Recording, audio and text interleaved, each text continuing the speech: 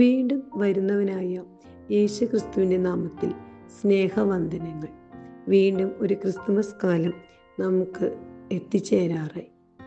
ലൂക്കോസ് 1:25 പറയുന്നു, ആ നാളുകൾ കഴിഞ്ഞിട്ട് അവൻ്റെ ഭാര്യ എലിശബത്ത് ഗർഭം ധരിച്ചു.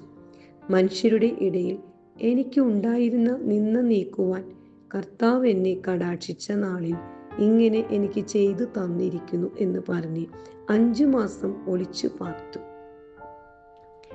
നമുക്കെല്ലാവർക്കും ഈ വേദഭാഗം അറിയുന്നതാണ്.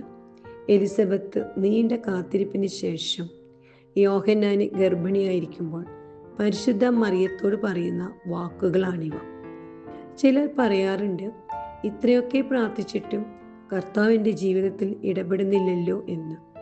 എന്നാൽ വേറെ ചിലർ പറയും, നീണ്ട വർഷങ്ങൾക്ക് ശേഷം അല്ലെങ്കിൽ നീണ്ട വർഷത്തെ കാത്തിരിപ്പിന് ശേഷം ദൈവം എനിക്ക് നൽകിയ അനുഗ്രഹമാണ് എൻ്റെ കുഞ്ഞ് എന്നുള്ളത്.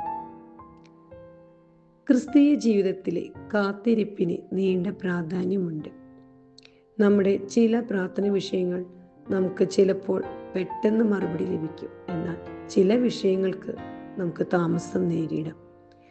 ഈ താമസം നേരിടുന്നത് അവൻ നമുക്ക് ഏറ്റവും നല്ല അനുഗ്രഹങ്ങളെ നൽകുന്നതിന് വേണ്ടിയാണ്.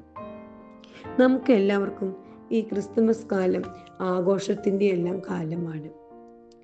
നമ്മുടെ വീടുകളിലും അതുപോലെ തന്നെ വിവിധ സ്ഥലങ്ങളിലും നമ്മൾ സ്റ്റാറൊക്കെ തൂക്കും. വഴിയോരങ്ങളിൽ വിവിധ തരത്തിലുള്ള അലങ്കാര വസ്തുക്കളൊക്കെ നമുക്ക് കാണാനായിട്ട് സാധിക്കും. ക്രിസ്തുവിൻ്റെ ജനനം നമ്മളെല്ലാവരും ആഘോഷമായി കൊണ്ടാടാൻ മടി കാണിക്കാറില്ല.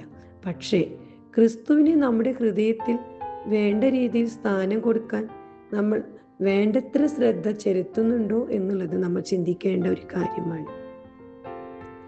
യഥാർത്ഥത്തിൽ യേശു എവിടെയാണ്? ആരുടെ കൂടെയാണ് യേശു ഉള്ളത്? നമുക്ക് യേശുവിനെ ആർഭാടങ്ങളിൽ കാണാൻ സാധിക്കില്ല. എല്ലാവരും കിടക്കുവാൻ മടി കാണിക്കുന്ന ഇടങ്ങളിലാണ് യേശു ഉള്ളത്. ആരാണോ വേദനയാൽ ഒറ്റപ്പെട്ടിരിക്കുന്നവർ, അവരുടെ ഇടയിൽ നമുക്ക് യേശുവിനെ കാണാനായിട്ട് സാധിക്കും. എല്ലാവരാലും ഉപേക്ഷിക്കപ്പെട്ട് ഒറ്റപ്പെട്ടിരിക്കുന്നവരെയാണ് യേശുവിന് വേണ്ടത്. യേശുവിന് പ്രത്യേകിച്ച് ആഘോഷ ദിവസങ്ങളൊന്നും ഇല്ല. ഹൃദയം നിറങ്ങിയ ഒരാളുടെ നൊമ്പരം മാറുന്ന നാഴികയാണ് യേശുവിൻ്റെ ആനന്ദ നിമിഷം. നമ്മൾ ഒറ്റപ്പെട്ടിരിക്കുമ്പോൾ നമുക്ക് ആവശ്യം സമ്മാനങ്ങളോ അതുപോലെ കൂട്ടുകാരെയോ ഒന്നുമല്ല. യേശുവിൻ്റെ സാന്നിധ്യമാണ് നമ്മൾ അന്വേഷിക്കുന്നത്.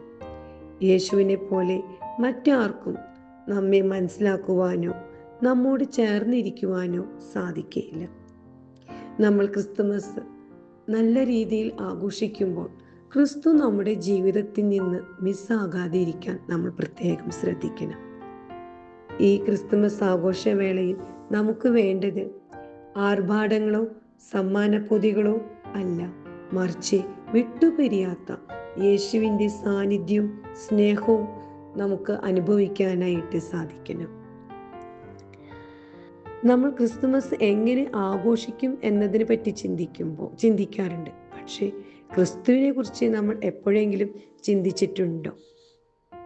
ചെറുതാകാൻ മനസ്സില്ലാത്ത ഈ ലോകത്തിന് വലിയൊരു മാതൃകയാണ് പുൽക്കൂട്.